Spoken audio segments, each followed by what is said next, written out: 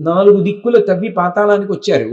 ఇప్పుడు మళ్ళీ మిగిలిన దిక్కుల్లో కూడా చూద్దామని ఈశాన్య దిక్కుకు వచ్చారు. ఈశాన్య దిక్కుకు వచ్చేటప్పటికి అక్కడ ఒక ఆశ్రమం కనపడింది. అందులో శ్రీ మహావిష్ణువు కపిల మహర్షి రూపంలో కూర్చుని తపస్సులో ఉన్నారు. అక్కడ కట్టేశాడు యజ్ఞాశ్వాన్ని ఇంద్రుడు.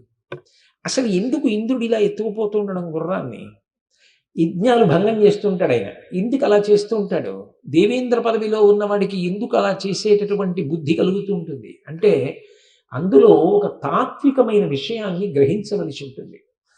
యజ్ఞములను చేయగా చేయగా చేయగా భగవంతుడు నిర్దేశించినటువంటి పుణ్యకార్యములను భక్తితో చాలా కాలం చెయ్యగా చెయ్యగా చెయ్యగా చెయ్యగా వైరాగ్యం అబ్బుతుంది.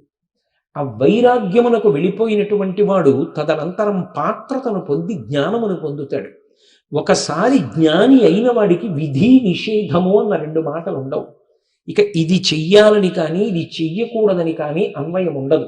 అందుకే భగవాన్ రమణులు పూజలు చేశారా అండి? భగవాన్ రమణులు ప్రదక్షిణాలు చేశారా అండి? ఆయన తండ్రికి తద్దినం పెట్టారా అండి? ఇటువంటి మాటలు అన్వయం కావు. ఎందుకు అన్వయం కావంటే వాళ్ళకి విధి ఉండదు, నిషేధము ఉండదు. జ్ఞాని అయినవాడు ఇక కర్మాచరణము చెయ్యడు. కర్మాచరణము చేయకపోతే, యజ్ఞములు చెయ్యకపోతే దేవతలకు హవిస్సులు అందవు. దేవతలకు హవిస్సులు లేకపోతే వాళ్ళకి ఆకలి తీరదు.